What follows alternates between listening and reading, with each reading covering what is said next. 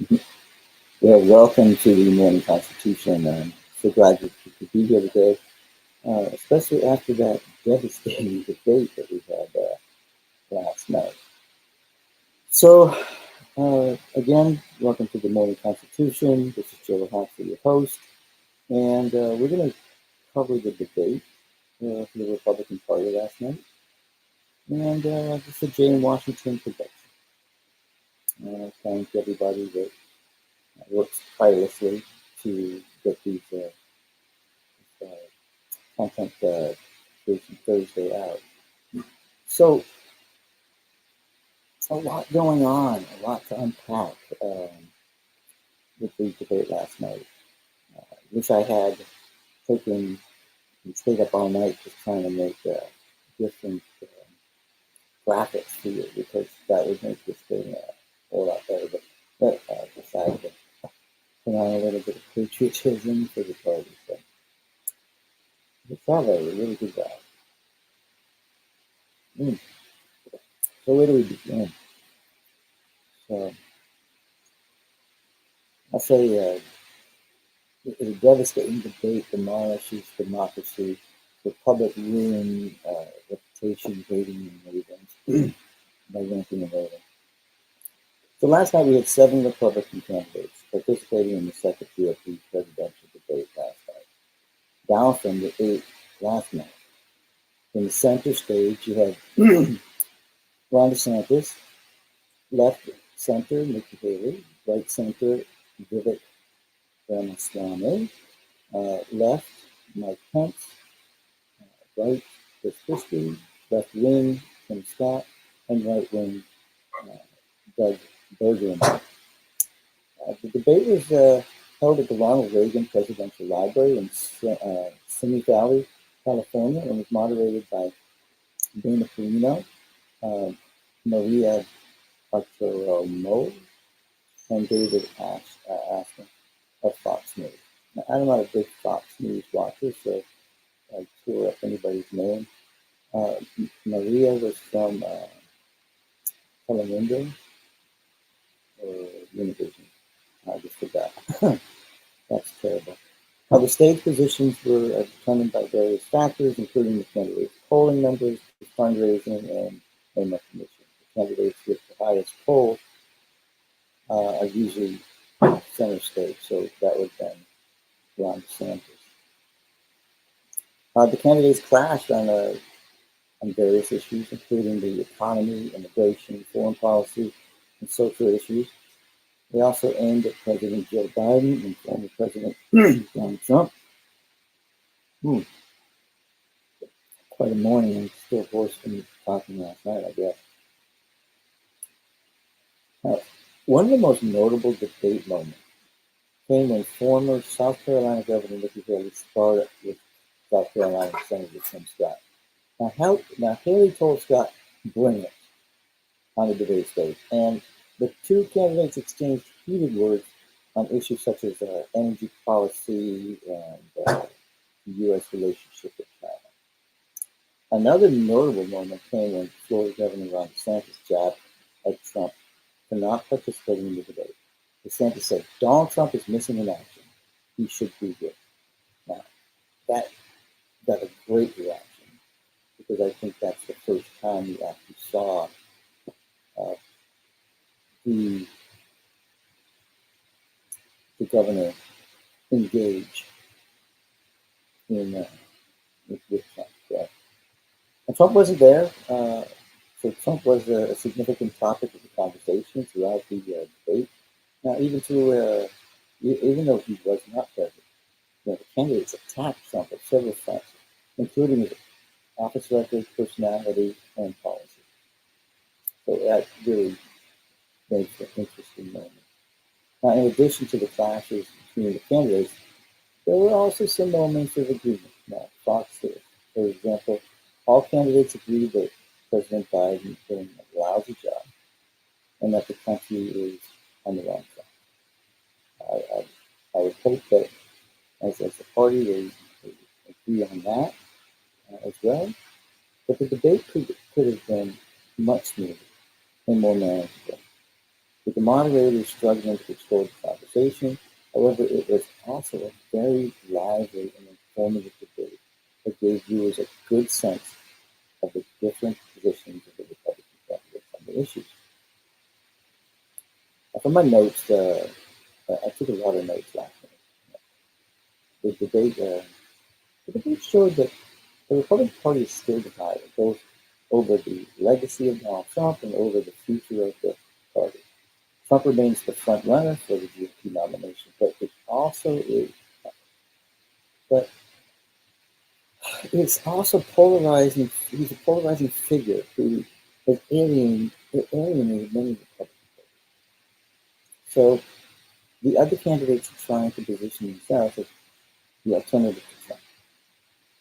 Now, Haley, DeSantis, and Scott are all seen as potential frontrunners, but they will need to distinguish themselves from Trump and each other to win the nomination. And I think last night you could see that they know that. Now, the debate also shows the Republican Party faces many challenges, including the economy, inflation, and the war in Ukraine. The candidates offered various solutions to these problems, but it is still being determined how effective those plans can be. Overall, the debate was a mixed bag of. No, overall, the debate was a mixed bag for the Republican Party. It showed that the party is divided and that several talented and qualified candidates are vying for the nomination. But based on social media buzz that I looked at this morning, the onstage winner of the Fox Business Republican debate last night is none other than Florida Governor Ron DeSantis. If you watched our coverage, you were totally not seeing it that way. I think that many in our viewing, viewing audience, we've seen DeSantis as disappointing because, we had Republicans and Democrats last night. So you've got to tune in. If you haven't seen our live reaction coverage, that was very well done. Thank David for spearheading this effort to bring you different viewpoints on the debate. It's kind of fun to watch the Democrats watch Republican debate. To actually sit for 2 hours of it and actually come out with anything to say. It was watch what you want to say from that. So please, if you haven't watched it, don't just take my word on it for the Morning Constitution. Reach out and really find out what we saw and how we reacted. Now, DeSantis was the most mentioned candidate on Twitter during the debate. He had over 170,000 mentions. He was also the most popular candidate on Reddit with over 2,000 upvotes on his post-debate threads. DeSantis' popularity on social media is likely due to a strong performance in the debate. He was seen as confident and articulate, and he delivered a number of memorable lines, such as his jab at Trump for not participating in the debate. Now, the onstage loser of the debate is likely former South Carolina Governor Nikki Haley. Now, Haley was the second most mentioned candidate on Twitter during the debate with over 130,000 mentions. However, she was also the most disliked candidate on the platform with over 1,000 downvotes on the post-debate thread. Haley's performance in the debate was seen as uneven. She had some strong moments, such as her sparring with Senator Tim Scott. However, she also had some gaffes, such as when she mispronounced the word nuclear. And now, you see, I had to make sure I said it right, because I'm terrible with that word, being from Massachusetts. But everybody else in Massachusetts can say it, I assume. Now, it's most important to note that the social media buzz is not always accurate, indicative of the candidate's popularity or electability. However, it can be a useful tool for gauging how candidates are perceived by the public. So I just wanted to make sure that you had that output for you on the Morning Constitution. Now, in addition to DeSantis and Haley, The other candidates who generated a lot of social media buzz during the debate were former President Donald Trump, Senator Tim Scott, and former Vice President Mike Pence. And I really thought I was going to have Kellen talk with me today, because he was very critical of the Vice President. But he got he got quite a bit of buzz on social media. Now, Trump was not present at the debate, but he was still a major topic of conversation on social media. Many Republicans were critical of Trump not participating in the debate. Now, while a lot of others defended him. Scott and Pence were both well received on social media.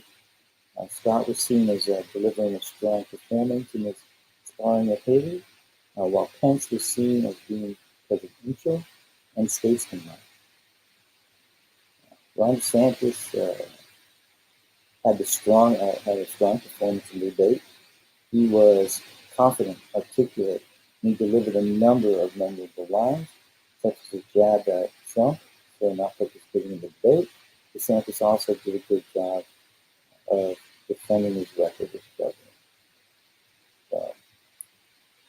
Now, Nikki Haley, I thought I do agree that she had an uneven debate. Didn't think she did as well as she did the first time, but Haley's performance in the debate was uneven. Now, she had some strong moments, such as her sparring with Senator Tim Scott. However, she also made some gaffes. But then she could mispronounce the word nuclear. Haley also faced a lot of criticism for her attack on David Asman, which was seen by some as personal and petty. So we've got to focus on that. But David Ramaswamy, he was a surprise. He was a surprise standout in the debate, except the last time. He was poised, knowledgeable, and he delivered a number of thoughtful and insightful answers. Ramaswamy also did a good job of defending his unique position on issues such as education and healthcare. Mike Pence gave a solid performance during the debate. He was statesmanlike, presidential, and he delivered a number of clear and concise answers. Pence also did a good job of defending his record as vice president. Chris Christie was mostly invisible during the debate. He did not have many opportunities to speak, and he did not make any major mistakes. However, he also did not make any major mistakes. Tim Scott, he gave a passionate and articulate performance in the debate. He was especially effective in speaking about his personal experiences as a black man in America. Scott also did a good job of attacking Nikki Haley. Now, Doug Bergen, Bergen was the least well-known candidate on the stage, and he did not have many opportunities to speak. However, he did a good job of defending his record as governor of North Dakota. I mean, my criticism with most of that is it's the fourth smallest population in the United States, so I would think governing North Dakota would be totally different than governing, say, Florida, California, Massachusetts, New York, New Jersey. But overall, the debate was a mixed bag. Just the Republican candidates, DeSantis and Ramaswamy, had strong performances, while Haley and Christie were more forgettable. Pence gave a solid performance, but he did not stand out. He never does, in any particular way. Now, Scott was the most passionate, definitely the most passionate, and Bergen was the least well-known candidate on the stage. They did a good job. I mean, it's not. When you look at the end of the day, again, a messy debate. Now, one thing I want to focus on is, like I said, Chris Christie was invisible. And if you watch the debate with them, you might totally disagree with me. But let's get Chris Christie's attacks on Donald Trump, because they're likely to play well with some audiences. But so much of it's going to be very poorly received. Now, on one hand, Christie's attacks are likely to resonate with Republican voters who are tired of Trump's divisive rhetoric and his focus on personal grievances. Now, Christie is seen as a more traditional Republican. I don't know if I totally could find the right words to say that. He's from the North, so he'd be more moderate. So I don't know how traditional I can. I wrote traditional, but yeah, I have trouble with where my notes on this were. Is he just too moderate for the party, or is he really traditional? I mean, I consider myself traditional, and I don't see myself in any way totally agreeing with Chris Christie. Now, his attacks on Trump could, they could help him appeal to voters who are looking for a more moderate alternative. I don't think there's enough there. Now, on the other hand, Christie's attacks are most likely alienating Trump's base of support. Trump's supporters are fiercely loyal to him, and they are unlikely to appreciate Christie's criticism. Christie's attacks could also backfire and motivate Trump's supporters to turn out to vote in the next election. So just think about this. You got a very loyal base to Donald Trump. You have very personal attacks coming from Chris Christie. Not anything decent to say about anything that Donald Trump and the Trump administration has done. It could be the rallying call that says, hey, we're going to actually show up for this election. There's a lot of January 6th. Let me mention it. There's a lot of January 6th protesters they didn't even vote. It's devastating that they had to do what they did when they had every opportunity to have cast their ballot. So overall, it's too early to say how Christie's attacks on Trump are going to play out in the long run. I mean, we still have to get to Iowa and New Hampshire to find out how any of these candidates are going to fare. But I wrote down the possibility that they could help him to win the moderate Republican vote is good, but I just think Trump's base of support is way too strong. Now, I broke down some of Christie's attacks on Trump that might play with different audiences. So the Republican voters who are tired of Trump would see Christie's attacks as likely to resonate with a group of voters that are looking for an alternative to Trump. And Christie's seen as a more traditional Republican. Trump's base of support, Christie's attacks are likely to alienate this group. I wrote down moderate Republican voters. Christie's attack could help him appeal to them. Independent voters, Christie's attacks could also help him to appeal to independent voters. They're going to have no vote in the majority of these primaries. So those are kind of I want to kind of give Christie this anti-Trump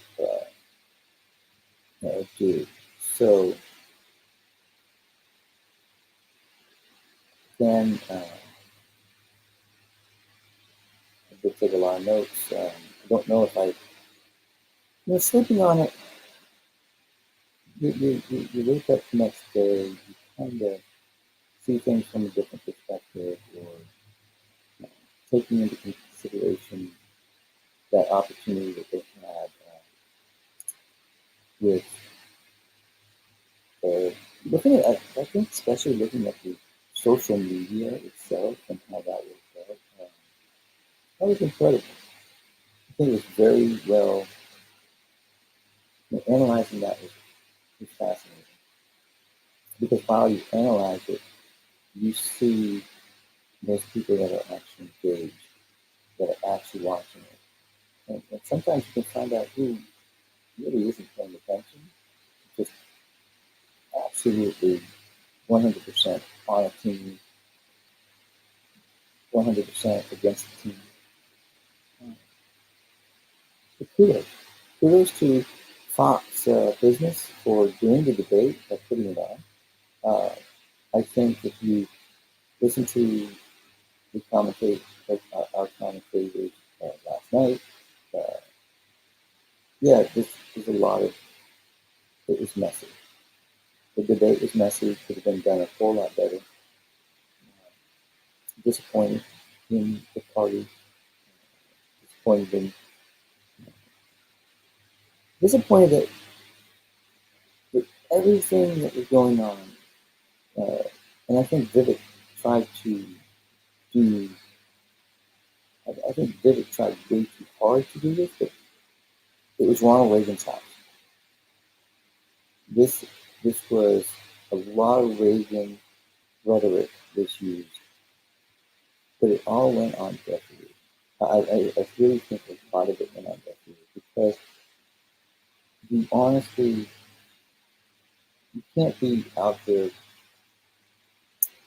personally attacking each other and think that that would be something that Ronald Reagan would approve of at all. But like I said last night, I'll say it again, I think that if we're going to celebrate Ronald Reagan and all the folks that they tried to do with him, I think you have to go with this one. You can't help everyone, but everyone can help someone. And when you think about Ronald Reagan, and you think about the Republican Party and the direction it's going, remember that. Remember it clearly. Because you can't help. It's so true today. You can't help everyone, but everyone can help someone. So, what are you going to do today? How are you going to help someone today? Don't try to tackle on everything. Take one step at a time. Make an impact in your community. Like, share, hate me. You know, I just want to engage with you. And if you want to be on my show, I truly am moving into an interview style of show, and I think it started that last week with a great author, Scott Michael Powers. Please, his book is coming out in February. Creator, it would be wonderful. He's a Central Florida, personality. We know him here, support him, help him in his transition from journalist to author. And I thank you again. Like, share, comment.